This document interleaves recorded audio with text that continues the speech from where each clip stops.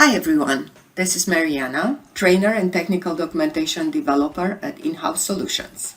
I'm here with Mastercam Quick Tip of the Day. Do you know that Mastercam allows you to create your own shortcut keys?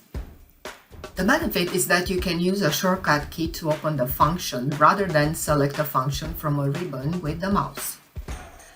Mastercam provides pre-designated shortcut keys, and the list containing most of the default Mastercam shortcut keys is in the quick reference guide. Note that the already assigned shortcut keys should not be used. The combinations of key sequences you can use to create your custom shortcuts are listed here.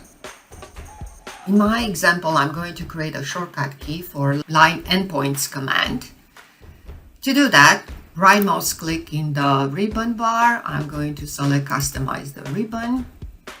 From the keyboard shortcuts, I click on the Customize button.